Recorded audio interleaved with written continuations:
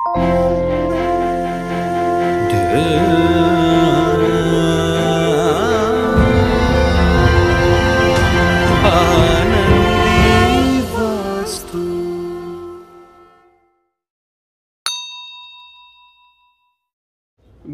मी आनंद पिंपळकर। गेल्या काही दिवसापासून आपण विविध उपाय पाहतो आहोत। आजही आपण काही मजेशीर उपाय पाहणार आहोत जे पारंपरिक आहेत। अर्थातच नेहमीप्रमाणेच हे उपाय आपल्या दैनंदिन जीवनामध्ये आपली मानसिकता उत्तम करतात। त्याचबरोबर या उपायांमागे काही वैज्ञानिक आणि आयुर्वेदीय कारण देखील असतात। अर्थात हे सगळे उपाय आपण धार्मिक म्हणून करतो, पण त्याच्यापासून आपल्याला नैसर्गिक उपचाराचे लाभ होत राहतात। आता साधंसं बघा की आपण तिळगुळ देणार आहोत, लवकरच तिळगुळ घ्या गोड बोला।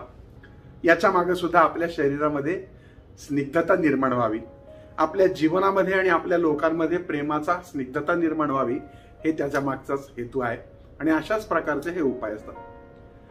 आपण आपल्या घरामध्ये केव्हाही केरसुणी घेऊन येतो किंवा झाडू आणतो, तेव्हा आणलेला जो झाडू आहे किंवा केरसुणी आहे तिला आणल्यानंतर हळदी कुंकू लावून तिची पूजा करावी असं सांगतात। या केरसुणीला पाय लावू नये आणि ती सहज दिसेल अशी ठेवू नये।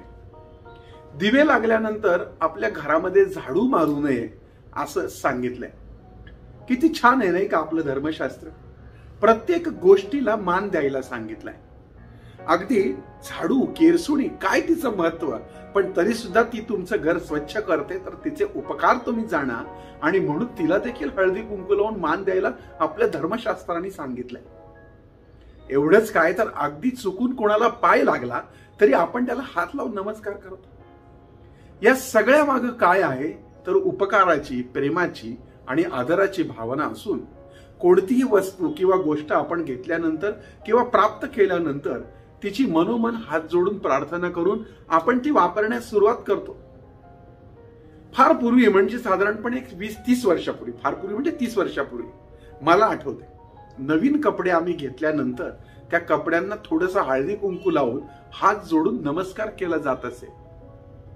किडा, मुंगी, जनावर, अगदी त्याज्य जनावर, कावळे, डुक्कर, सगळ्या गोष्टी, या प्रत्येकाला आपल्या धर्मामध्ये देवत्व देण्यामागं एकच कारण आहे, ते म्हणजे सर्वांप्रती समभाव, सर्वांप्रती प्रेमभाव, सर्वांप्रती ईश्वर भाव जागृत व्हावा। सगळ्या जीवांना जीवन जगण्याचा अधिकार आहे, सगळ्यांना मान आहे, सन्मान आहे, हेच सांगण्याचा महत्त्व हेतू आपल्या शास्त्रकारांचा आहे।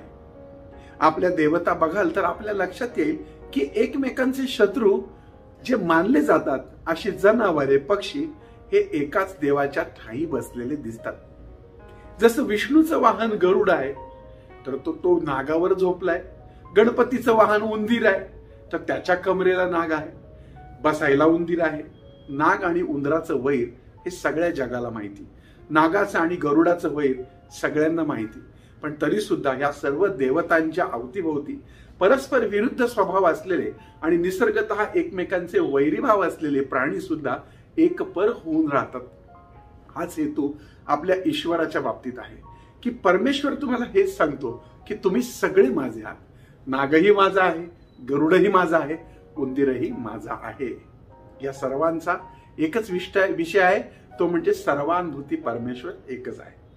आपल्या धर्मामध्ये विविध वृक्ष, झाडे, फाने, फुले यांना देखील तितकंच महत्व दिलं जातं, त्यांना सुद्धा देवत्व दिलं जातं। यामागं निसर्ग संवर्धन करणे हा एकमेव हेतू आपल्याला दिसतो। चला आता आपण काही आणखीन उपाय पाहूयात। बऱ्याच मंडळींच्या घराचे दरवाजे जे असतात ना, ते अत्यंत धुळीने माखलेले असतात। मी बऱ्याच वेळा वास्तू व्हिजिटला जेव्हा जातो तेव्हा त्यांच्या घराला ते लावलेलं झेंडूच्या फुलांचं तोरण हे कित्येक वर्ष, जे दिवाळीला लावलं जातं, ते दसऱ्याला लावलं जातं, ते काढलंच जात नाही। दिवाळीला लावलेल्या झेंडूच्या आंब्याच्या पानांचं तोरण पुढच्या वर्षी काढलं जातं, पार वाळून त्याचा कोळ होतो, परंतु त्याकडे बघितलं जात नाही।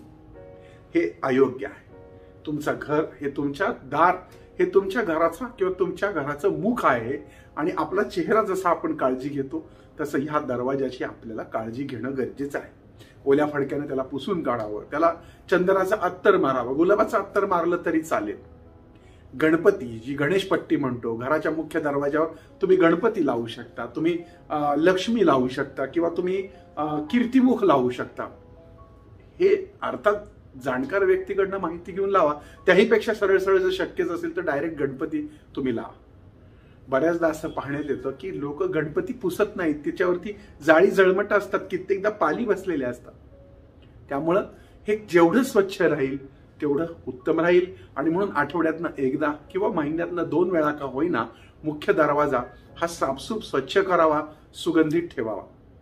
द्वारस्थ देवतांना कधीही उदबत्ती आणि दिवा लावून ठेवू नये. बरेच लोक दरवाजामध्ये दिवा लावतात, तसं लावू नये. तुम्ही दिवाळीला, दसऱ्याला, पूजा अर्चेला किंवा घरामध्ये मंगल कार्य असेल तर तुम्ही दिवाळीप्रमाणे दीप लावू शकता. पण रोजच्या रोज उंबऱ्याची पूजा, हळदी कुंकू टाकणे असले उद्योग करू नये. कारण उंबऱ्याची पूजा ही फक्त सणावाराला करावी असं म्हणतात. नाहीतर आपण म्हणतो ना, यांचे उंबरे पूजले गेले म्हणजे काहीतरी वाईट झालं की असं म्हटलं जातं. आणि म्हणून सणावाराला किंवा घरामध्ये तुमच्या मंगल कार्य असेल तर त्या दिवशी तुम्ही उंबरा पुसून त्याची पूजा करू शकता. त्या उंबराला गोमूत्रामध्ये हळद टाकून तुम्ही शिंपडू शकता.